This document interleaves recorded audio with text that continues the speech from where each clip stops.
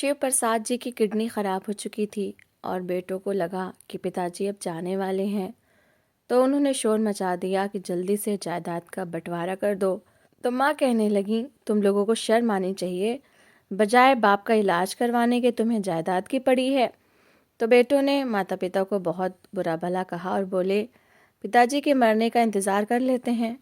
शिव प्रसाद की बेटी देखने आई तो उसके पति ने ससुर को किडनी दे दी, तो उन्होंने जायदाद बेटी को दे दी। और बेटे जब पिताजी के पास हिस्सा लेने आए तो माँ, जिंदगी और मौत का क्या भरोसा होता है, इसलिए अच्छा यही है कि जायदाद के कागजात पिताजी के सामने रख दिए जाएं। पिताजी अगर अभी बंटवारा कर दें तो सबके लिए आसानी हो जाएगी और झगड़े भी नहीं होंगे। शिव प्रसाद चारपाई पर लेटे गुर्दों के तेज दर्द से कराह रहे थे, जबकि उनका बड़ा बेटा सुरेश माँ के पास बैठा जायदाद बांटने के सुझाव दे रहा था। माँ ने अफसोस भरी नज़रों से उसकी तरफ देखा और दिल में एक ठंडी सांस भरी। उनके चेहरे पर उदासी और दुख साफ झलक रहा था। वो धीमे स्वर में बोली कि तुम्हें शर्म आनी चाहिए, लोग अपनी संतान से लंबी उम्र की प्रार्थनाएं सुनते हैं और यहाँ तुम अपने बाप की ज़िंदगी में ही जायदाद की चिंता में लगे हुए हो।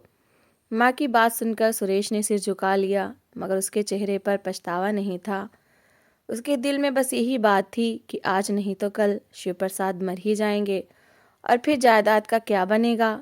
इसलिए वो बार बार यही बात कहता रहता था कि बंटवारा अभी कर लेना चाहिए। सुरेश अकेला नहीं था, बल्कि बाकी बेटों के दिल में भी यही लालच पल रहा था। कोई जुबान से ना कहता, मगर सबकी नज़रें घर के कमरों, ज़मीन और जमा पूंजी पर जमी हुई थीं। शिव प्रसाद जी की सांसें भारी हो चुकी थीं, उनकी किडनी लगभग बेकार हो चुकी थी। डायलिसिस की पीड़ा ने उन्हें अंदर से तोड़ दिया था। वो चारपाई पर ऐसे लेटे रहते जैसे जिंदगी का बोझ उनके शरीर पर रखा हो। हर सांस के साथ कराह निकलती थी। कभी आंखें बंद करते, कभी छत को घूरते रहते। दिल ही दिल में वो प्रार्थना करते थे कि या तो भगवान उन्हें स्वास्थ्य दे या फिर इस कष्ट भरी जिंदगी से मुक्ति दे दे। वो अक्सर ये बात अपनी पत्नी के सामने भी कह देते थे। पत्नी फौरन भावुक हो जाती थी और उनके मुंह पर हाथ रखकर उन्हें चुप करा देती थीं। वो कहती थीं कि आपके बिना मेरा कौन है, संतान तो वैसे ही पराई हो जाती है, हम दोनों ही एक दूसरे के दुख सुख के साथी हैं।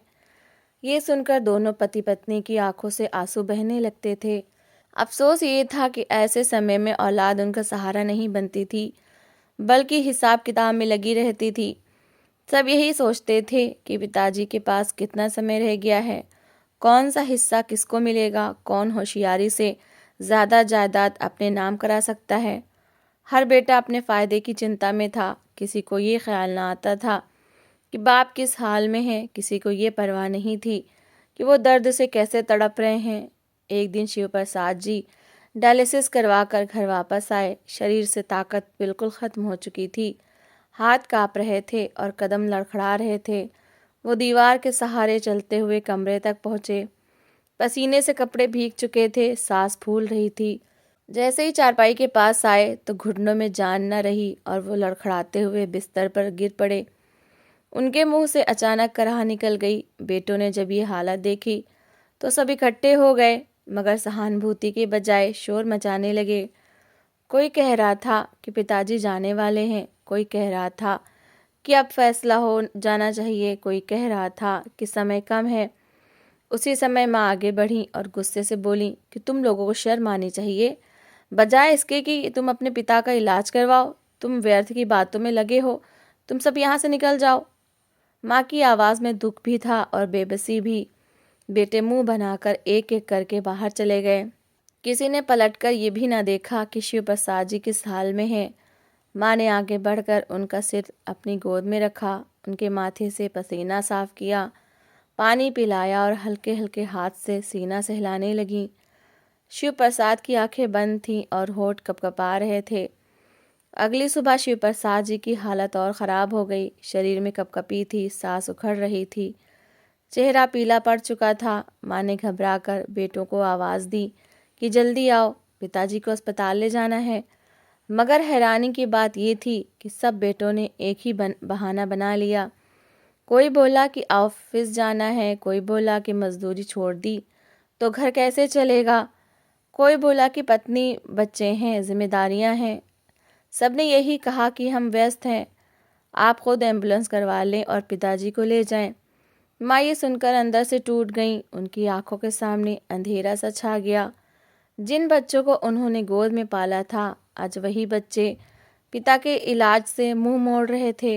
उनके दिल से एक आह निकली, मगर फिर भी उन्होंने हिम्मत ना हारी। उन्होंने खुद ही मोहल्ले से मदद ली, किसी तरह एम्बुलेंस बुलाई, शिव प्रसाद जी को सहारा देकर उसमें लिटाया। माँ उनके पास बैठ गईं और लगातार उनका हाथ पकड़े रहीं। रास्ते भर वो भगवान से प्रार्थना करती रहीं कि हे ईश्वर, मेरे पति को बचा ले, मेरी ज़िंदगी का सहारा सलामत रहे। अस्पताल पहुंचकर डॉक्टर्स ने उन्हें फ़ौरन इमरजेंसी में भर्ती किया। माँ बाहर बेंच पर बैठ गईं। उनके हाथ काँप रहे थे, आंखों से आंसू रुकने का नाम नहीं ले रहे थे। उनके कानों में बेटों के शब्द गूंज रहे थे कि हम व्यस्त हैं, हम नहीं आ सकते। उन्होंने सिर दीवार से टिका दिया और मन ही मन सोचने लगी कि संतान आखिर इतनी निष्ठुर कैसे हो जाती है। जिस बाप ने सारी उम्र इनके लिए मेहनत की, आज वही बाप उन पर बोझ बन गया था। कुछ देर बाद डॉक्टर बाहर आए और माँ को बताया कि शिव प्रसाद जी की हालत नाजुक है, उन्हें और डायलिसिस तथा देखभाल की ज़रूरत है। माँ ने कांपती आवाज़ में कहा कि जो भी करना है कर दीजिए, बस मेरे पति को बचा लीजिए।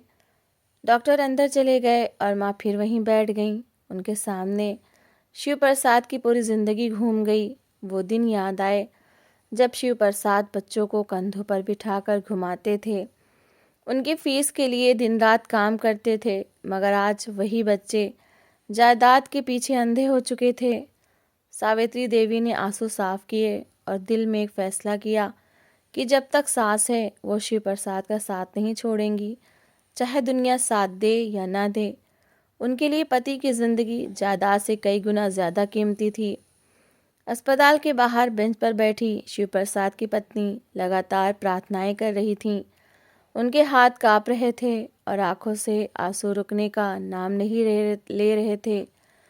वो बार बार अपने पल्लू से आंसू साफ करती और दरवाजे की तरफ देखती रहती, जहाँ से डॉक्टर अंदर बाहर आ रहे थे। उनके दिल में एक ही डर था कि कहीं शिव प्रसाद को कुछ हो ना जाए। वो इस बेंच पर बैठी बैठी शिव प्रसाद के साथ गुजारे हुए दिन याद कर रही थीं। वो दिन जब शिव प्रसाद ने मेहनत मजदूरी करके ये घर बनाया था, जब बच्चों के लिए खुद भूखे रहकर भी दूध और किताबें लाया करते थे, मगर आज वही बच्चे पिता के नाम से भी कतराते थे।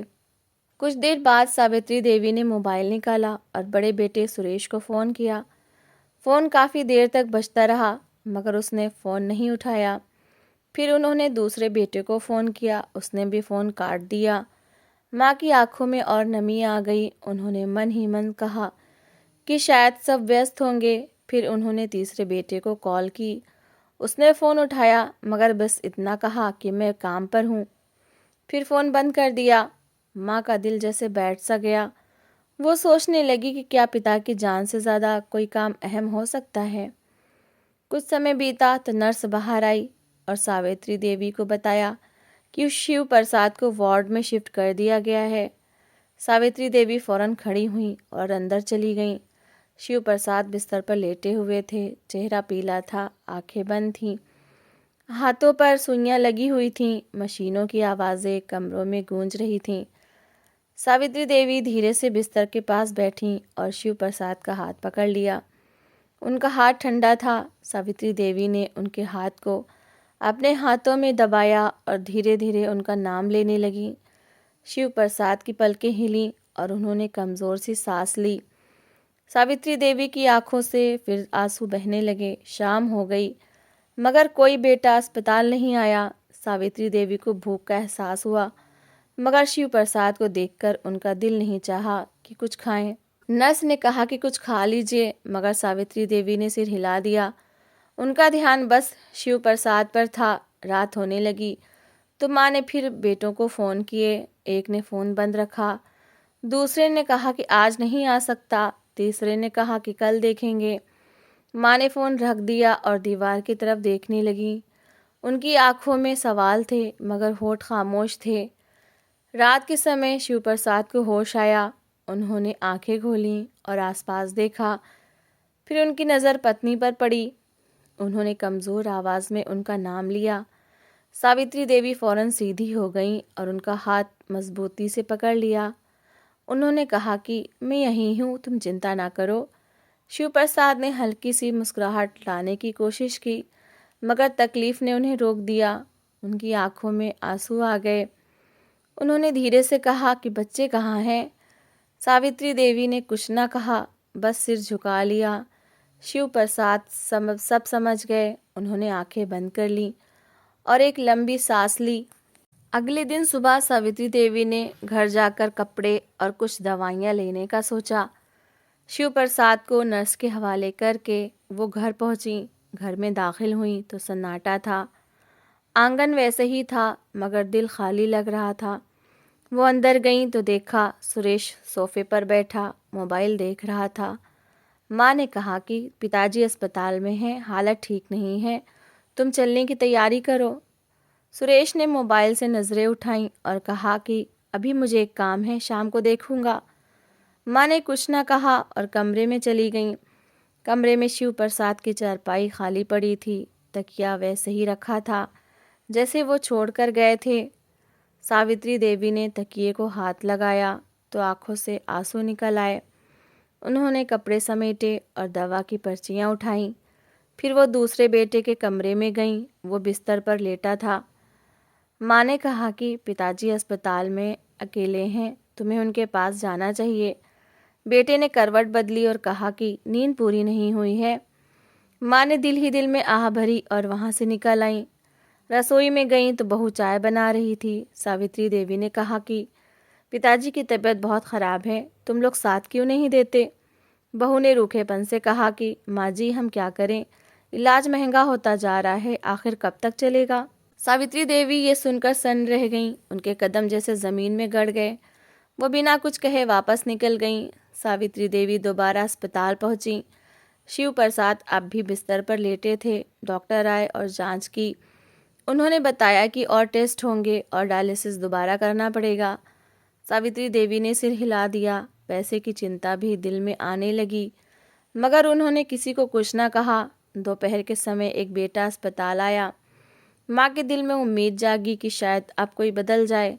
वो अंदर आया और सीधा शिव प्रसाद के बेड के पास गया, मगर उसने पिता का हाल पूछने के बजाय माँ से कहा कि डॉक्टर ने क्या कहा है और कितना खर्च आएगा। माँ ने हैरानी से उसकी तरफ देखा। उन्होंने कहा कि पिताजी की तबीयत का भी पूछ लो। बेटा खामोश हो गया और फिर बोला कि घर में पैसों की तंगी है, ज़्यादा खर्च ना करवाना। माँ का दिल टूट गया। वो कुछ ना बोली। बेटा कुछ देर खड़ा रहा और फिर चला गया। शिव प्रसाद ने ये सब सुन लिया था। उनकी आंखों से आंसू बहने लगे। उन्होंने कमज़ोर आवाज़ में कहा कि मैंने ज़िंदगी भर इनके लिए कमाया, आज मेरी जान पर बात आई तो सब पैसे गिन रहे हैं। सावित्री देवी ने उनका हाथ दबाया और कहा कि मैं हूं ना, तुम चिंता ना करो। शाम होते होते शिव प्रसाद की हालत फिर बिगड़ने लगी। सांस भारी होने लगी। नर्सें दौड़ती रहीं, डॉक्टर भी आए। सावित्री देवी दरवाजे के पास खड़ी सब देख रही थीं। उनके दिल की धड़कन तेज़ हो गई। उन्होंने फिर बच्चों को फ़ोन किया, मगर किसी ने टाइम पर कॉल ना उठाई। रात को वार्ड में खामोशी छा गई। मशीनों की आवाज़ें साफ सुनाई दे रही थीं। सावित्री देवी कुर्सी पर बैठी शिव प्रसाद को देख रही थीं। उनके बाल सफ़ेद हो चुके थे, चेहरे पर थकान के निशान थे। सावित्री देवी को याद आया कि यही इंसान कभी मजबूत होता था, बच्चों को गोद में उठाता था, आज ये बिस्तर से भी नहीं उठ सकता। दिल ही दिल में प्रार्थना की कि हे भगवान, मेरे पति को हिम्मत दे, इनके बच्चों का दिल नरम कर दे, उन्हें एहसास दिला दे कि पिता क्या होता है। सावित्री देवी की आंखें बंद हो गईं, मगर नींद नहीं आई। वो पूरी रात शिव प्रसाद के पास बैठी रहीं। बाहर अस्पताल के गलियारे में कदमों की आवाज़ें गूंज रही थीं। कहीं दूर से एम्बुलेंस की आवाज़ आई। सावित्री देवी ने खिड़की से बाहर देखा और फिर शिव प्रसाद की तरफ देखा। उनके चेहरे पर थकान थी, मगर सावित्री देवी की आंखों में हौसला था। वो जानती थीं कि असली परीक्षा अभी बाकी है और आने वाले दिन शिव प्रसाद और उनके रिश्तों की हकीकत और खोलकर सामने ले आएंगे। शिव प्रसाद जी कई दिन अस्पताल में रहे। डायलिसिस बार बार हो रहे थे, मगर शरीर साथ नहीं दे रहा था। उनका रंग दिन ब दिन पीला होता जा रहा था। सांस में बोझ था, हाथ कांपते रहते थे। सावित्री देवी हर समय उनके पास बैठी रहती थीं। कभी उनके बाल सहलाती, कभी पानी की कुछ बूंदें होठों पर लगाती, कभी उनका हाथ अपने हाथ में लेकर ईश्वर को याद करती थीं।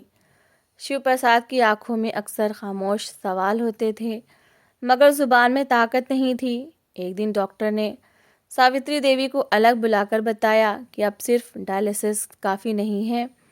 अगर किडनी ना मिली तो शिव प्रसाद जी ज़्यादा दिन नहीं जी सकेंगे।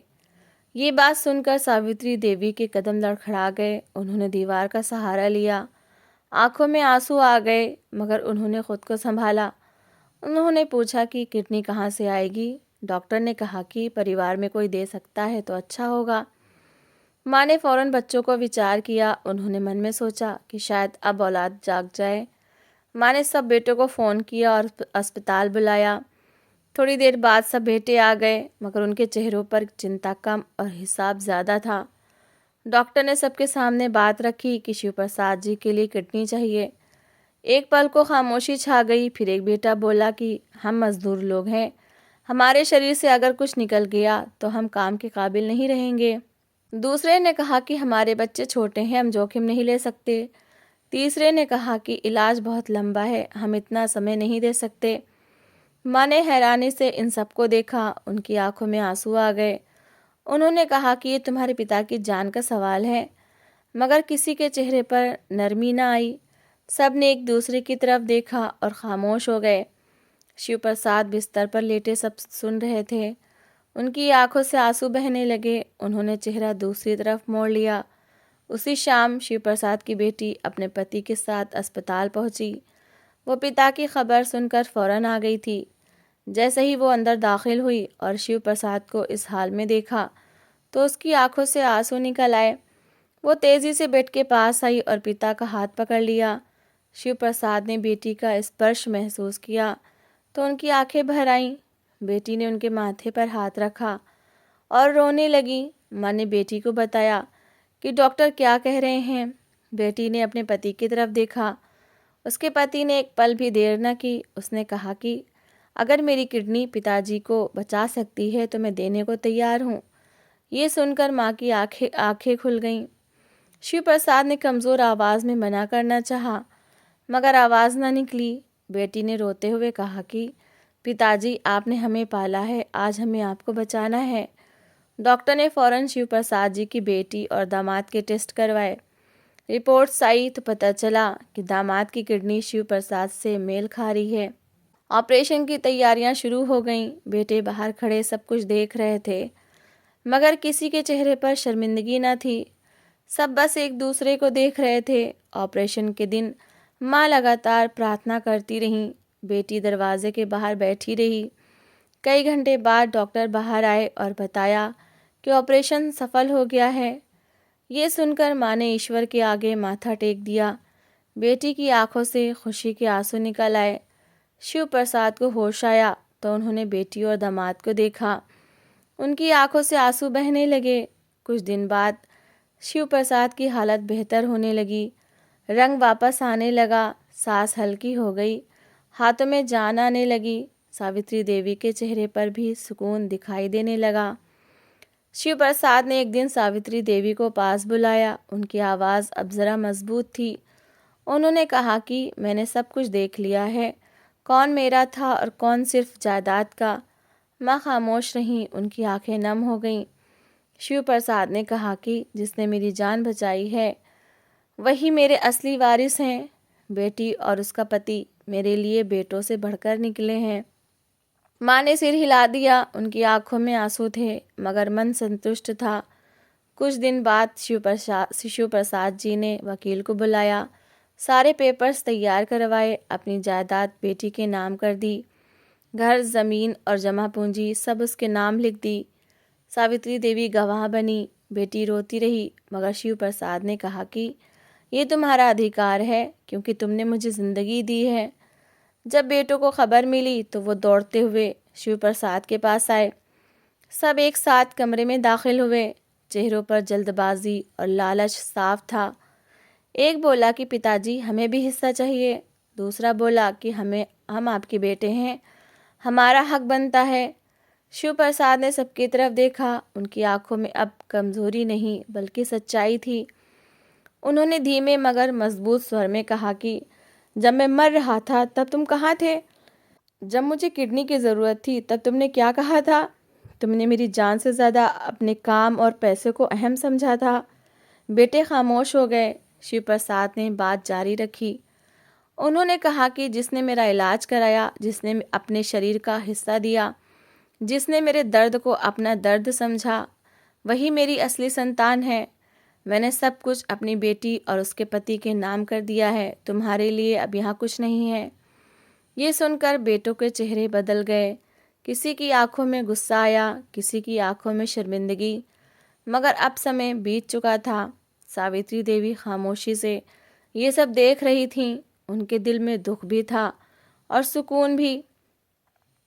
बेटी आगे बढ़ी और माँ का हाथ पकड़ लिया। माँ ने बेटी को सीने से लगा लिया। शिव प्रसाद ने दोनों को देखा और धीरे से आंखें बंद कर लीं। उनके होठों पर हल्की सी तसल्ली थी।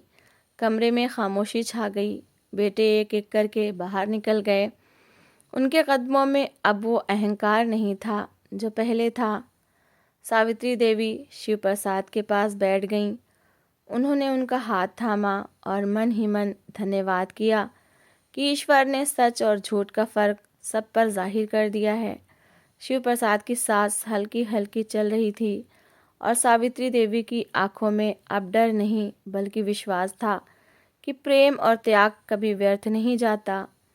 तो दोस्तों, इस कहानी को लेकर आपकी क्या राय है, कमेंट बॉक्स में ज़रूर बताएं।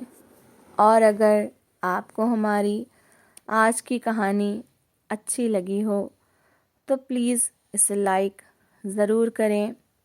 अगर आपने अभी तक हमारे चैनल को सब्सक्राइब नहीं किया तो ज़रूर कर लीजिए। तो मिलते हैं ऐसी ही एक और मोटिवेशनल कहानी के साथ। Thanks for watching.